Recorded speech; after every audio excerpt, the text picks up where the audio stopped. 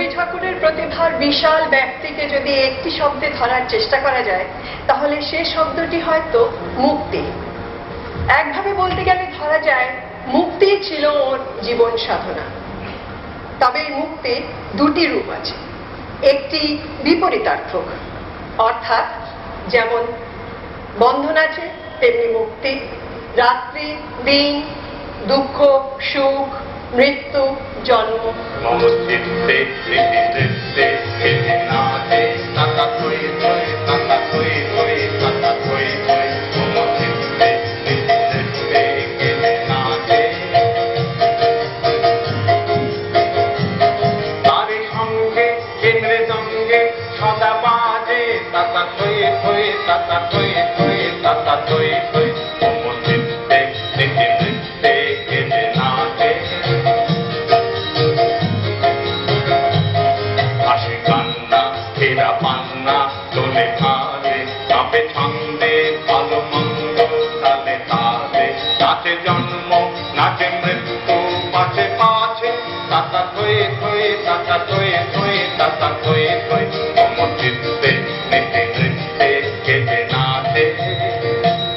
অথবা দুই হাতে কাদের মুন্ডি বাজে, সদাই বাজে ডাইনে পায়ে, দুই হাতে কাদের মুন্ডি বাজে, সদাই বাজে ছুটে ছুটে মৃত্যু উঠে, মৃত্যু নৌকার সংঘাতে, দুই হাতে কাদের মুন্ডি বাজে, সদাই বাজে।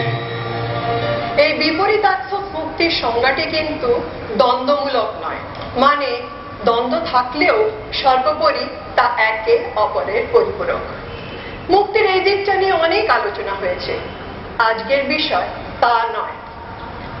মুক্তি সাধনায় কবির মধ্যে যে দ্বিতীয় স্বরূপ আমরা দেখতে পাই তা হলো এক গণ্ডির সংজ্ঞায়। কবি যেন এক গণ্ডিতে আবদ্ধ, গণ্ডির বাইরে বিশাল জনজীবন বয়ে চলেছে, চাইছেন তার শরিক হতে অথচ পারছেন না। গণ্ডির একটি বলয় কাটলেও দ্বিতীয় তৃতীয় বলয় নূতন নূতন বাধা হয়ে দাঁড়াচ্ছে। এই গণ্ডি পেরোতে না পারার যন্ত্রণা কবিকে সারা জীবন তাড়িয়ে নিয়ে বেরিয়েছে। ব্যাপারটা ধরতে গেলে চলে যেতে হয় একেবারে ছেলেবেলায়। সেখানে গণ্ডির সূত্রে আমরা পাচ্ছি এক অন্য রবীন্দ্রনাথকে। শেষ বয়সে যখন রচনাবলী সংকলন করছেন, তখন প্রথম খণ্ডের অবতরণিকায় রবীন্দ্রনাথ লিখলেন, আমি যে সংসারে প্রথম চোখ মেলেছিল সে ছিল অতি নিভৃত। আমার পরিবার আমার জন্মের পূর্বে সমাজের নোংর তুলে দূরে বাঁধা ঘাটের বাইরে এসে ফিরেছিল। নিরালায় এ পরিবারের যে স্বাতন্ত্র্য জেগে উঠেছিল সে স্বাভাবিক। মহাদেশ থেকে দূরবিচ্ছিন্ন দ্বীপের গাছপালা জীবজন্তুর স্বাতন্ত্র্যের মতো। ছেলেবেলা গ্রন্থের প্রস্তাবনায় কবি লিখলেন, তখন বয়স ছিল কাঁচা, হালকা দেহখানা ছিল পাখির মতো, শুধু ছিল না তার ডানা। উল্টো পাশে ছাদের থেকে পায়রাগুলোর ঝাঁক, বারান্দাটা রেলিং করে ডাকতো এসে গা।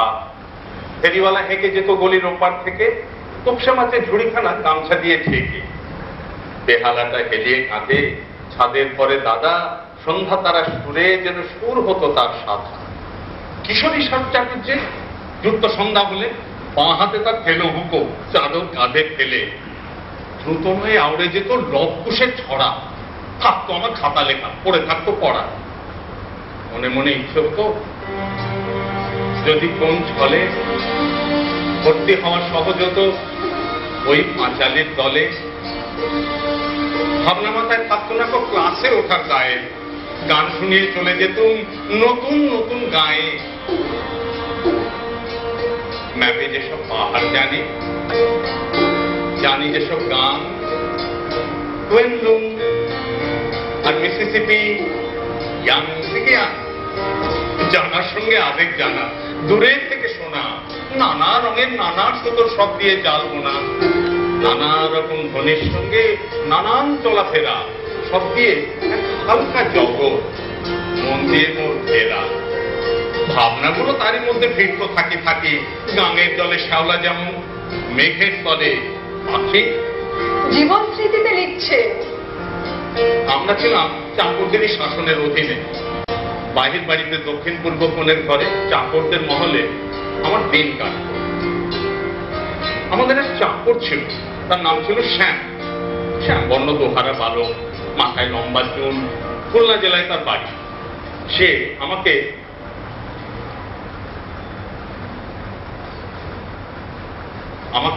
ঘরের একটি নির্দিষ্ট স্থানে বসিয়ে আমার চারিদিকে খড়ি দিয়ে গন্ডি কেটে দিত, আর গম্ভীর মুখ করে তর্জনী তুলে বলে যেত, গন্ডির বাইরে গেলে ভীষণ বিপদ।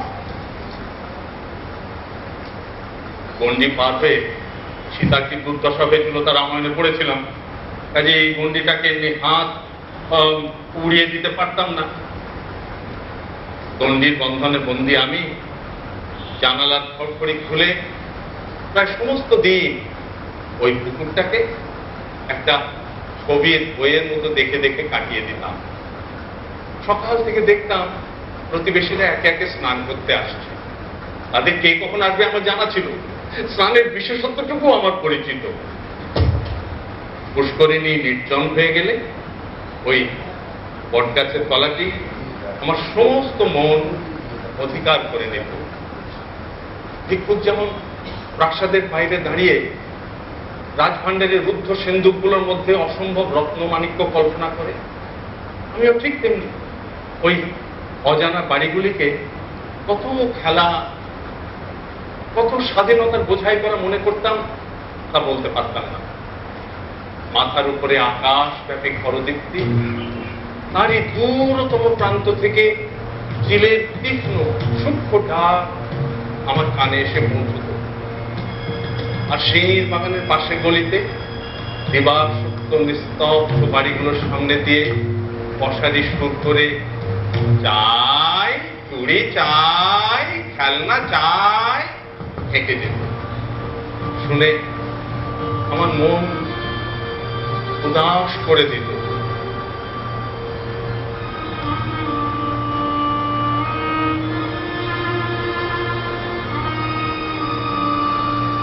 দূরে কোথায়,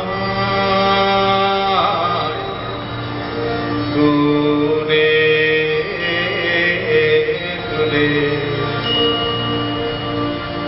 আমার মন বেড়ায় গো, দূরে দূরে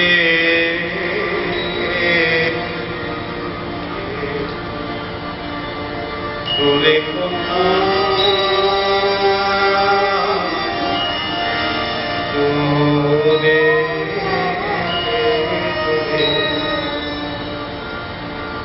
যে বাঁশিতে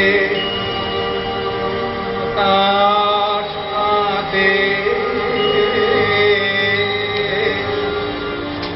সেই বাঁশিতে ঘুরে ঘুরে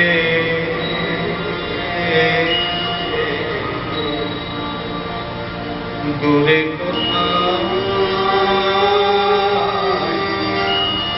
দূরে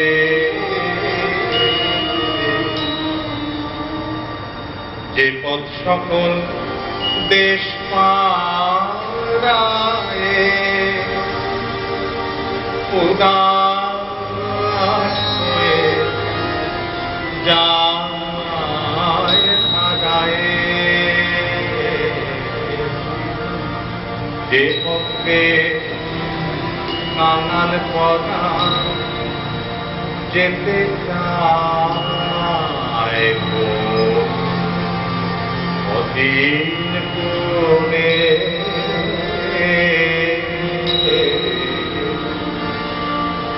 দূরে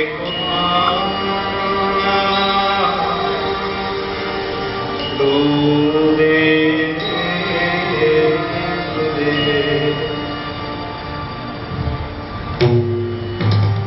পিসেমশাই, কি অপমান? আমি ওই উঠোনটায় যেতে পারবো না। না বাবা, ওই ওই যেখানটায় পিসিমা জাঁতা দিয়ে ডাল ভাঙেন, ওই দেখো না, ভাঙা ডালের খুঁটগুলি দু হাতে তুলে লেজের উপর ভর দিয়ে বসে কাঠবিড়ালি কিরকম কুটুস কুটুস করে খাচ্ছে, ওখানে যেতে পারবো না। বাবা না, আমি যদি কাঠবিড়ালি হতুম তাহলে বেশ হতো, কিন্তু পিসমশাই আমায় কেন যেতে দেবে না? কবিরাজ যে বলেছে বাইরে গেলে তোমার অসুখ করবে। কবিরাজ কেমন করে জানলে? মা, তাও বুঝি জানো না? কবিরাজ জানবে না? সে যে এত এত পুঁতি পড়ে ফেলেছে। পুঁতি পড়লে বুঝি সমস্ত জানতে পারে? তাও বুঝি জানো না? আমি তো পুঁথি কিছুই পড়িনি, তাই আমি জানি না। দেখো আমার বড় বড় পণ্ডিতেরা সব তোমার মতো, তারা ঘর থেকে তো বেরোয় না। বেরোয় না? না, কখন বেরোবে বলো? তারা বসে বসে এত এত পুঁথি পড়ে, আর কোনো দিকে তাদের চোখ নেই। অমল বাবু, তুমিও বড় হলে এইরকম পণ্ডিত হবে, হ্যাঁ, বসে এত এত পুঁথি পড়বে, সবাই দেখে অবাক হয়ে যাবে। না না না পিসমশাই, তোমার দুটি পায়ে পড়ি, আমি পণ্ডিত হব না পিসমশাই, আমি পণ্ডিত হব না।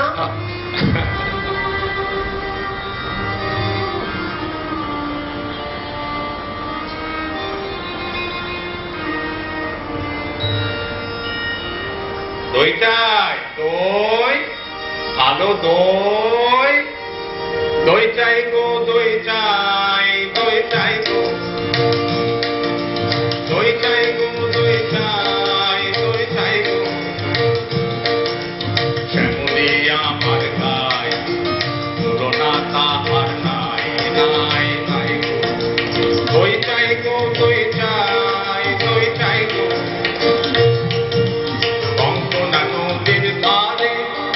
ভোরবেলা নিয়ে যায় তারে, চোরপা দলফল মাঠে নদীর ধারে, ধারে, ধারে, ধারে, সারা বেলা চড়াই, চড়াই গো, দই চাই গো, দই চাই, দই চাই গো,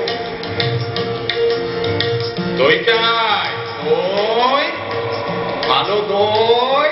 দইয়ালা, দইয়ালা, ও দইয়ালা, ডাকছো কেন? দই কিনবে? কেমন করে কিনবো? আমার কাছে তো পয়সা নেই। কেমন ছেলে তুমি, কিনবে না? তোমার বেলা বইয়ে দাও কেন? আমি যদি তোমার সঙ্গে চলে যেতে পারতুম তো যেতুম। আমার সঙ্গে? হ্যাঁ, তুমি কত দূর দিয়ে হাঁটতে হাঁটতে চলে যাচ্ছ, শুনে আমার মন কেমন করছে। বাবা, তুমি এখানে বসে বসে কি করছো? কবিরাজ আমায় বাইরে বেরোতে বারণ করেছে, তাই আমি সারাদিন এখানেই বসে থাকি। আচ্ছা, তোমার কি হয়েছে? আমি জানি না তো, আমি তো কিছু পড়িনি, তাই আমি জানি না আমার কি হয়েছে। দইয়ালা, তুমি কোথা থেকে আসছো? আমি আমাদের গ্রাম থেকে আসছি। তোমাদের গ্রাম? হ্যাঁ। অনেক দূরে তোমাদের গ্রাম? আমাদের গ্রাম ওই পাঁচমোড়া পাহাড়ের তলায়, শ্যামলী নদীর ধারে। পাঁচমোড়া পাহাড়? হ্যাঁ। শ্যামলী নদী? মনে হয় যেন তোমাদের গ্রাম দেখেছি, কবে সে আমার মনে পড়ে না। দেখেছো তো? পাহাড় তলিতে কোনদিন গিয়েছিলে বুঝি? না, কোনোদিনও যাইনি তো। তবে আমার মনে হয় আমি যেন দেখেছি এই অনেক কালে অনেক বড় পুরনো গাছের তলায় তোমাদের গ্রাম, একটি লাল রঙের রাস্তার ধারে। ঠিক বলেছো বাবা। সেখানে পাহাড়ের গায়ে সব গরু চড়ে বেড়াচ্ছে। কি আশ্চর্য, আমাদের গ্রামে গরু চড়ে নয় কি, খুব চড়ে। আর মেয়েরা সব নদী থেকে জল তুলে মাথায় কলসি করে নিয়ে যায়, তাদের লাল শাড়ি পরা। একেবারে ঠিক, আমাদের মহিলা পাড়ার মেয়েরা তারা নদী থেকে জল তুলে তো নিয়ে যায়। তবে সারা যে এসব লাল শাড়ি পরে তা না। কিন্তু বাবা, তুমি নিশ্চয়ই কখনো সেখানে গিয়েছিলে? না দইওয়ালা, সত্যি বলছি আমি কোনোদিনও যাইনি। তবে কবিরাজ যেদিন আমার বাইরে বেরোতে বলবে, তুমি তোমাদের গ্রামে নিয়ে যাবে? হ্যাঁ যাবো বই কি বাবা, খুব নিয়ে যাবো। আমাকে তোমার মতন ওই রকম দই বেচতে শিখিয়ে দিও, ও ওই রকম বাঁক কাঁধে নিয়ে ওই রকম অনেক দূরের রাস্তা দিয়ে। মরে যাই, তুমি দই বেচতে যাবে কেন বাবা? তুমি এত এত পুঁথি পড়ে পণ্ডিত হয়ে উঠবে। না না না, আমি পণ্ডিত হব না, আমি পণ্ডিত হব না। আমি তোমাদের রাঙা রাস্তার ধারে, তোমাদের পুরনো বটের তলায় গয়লাপাড়া থেকে দই নিয়ে এসে অনেক দূরে দূরে গ্রামে গ্রামে বেচে বেচে বেড়াবো। কিরম করে তুমি বলো? দই মিশিয়ে দাও না। পড়া কপাল, এ শুরু কি শিখবার সুর? না না, ও আমার শুনতে বড় ভালো লাগে। ওই আকাশের একেবারে শেষ থেকে পাখির ডাক শুনলে যেরকম মন উদাস হয়ে যায়, সেরকম ওই রাস্তার মোড়ে ওই গাছের সারির ফাঁক দিয়ে যখন তোমার ডাক আসছিল, তখন আমার মনে হচ্ছিল কি জানি কি মনে হচ্ছিল। বাবা, এই এক ভাঁড় দই তুমি খাও। আমার কাছে তো পয়সা নেই। না না না না, পয়সা কত করো না। আমার দই একটু খেলে আমার কত ভালো লাগবে। দইয়ালা, তোমার কি অনেক দেরি হয়ে গেল? না বাবা না, আমার কোনো দেরি হয়নি, আমার কোনো লোকসান হয়নি। আজ তোমার কাছ থেকে শিখে নিল দই বেচতে কত সুখ।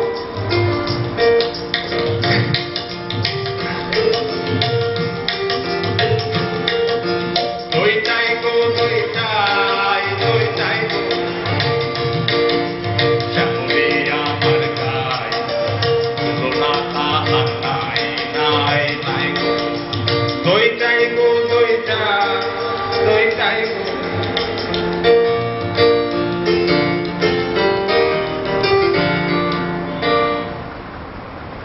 বাড়ির বাইরে আমাদের যাওয়ার উপায় ছিল না, এমনকি বাড়ির ভেতরে সর্ব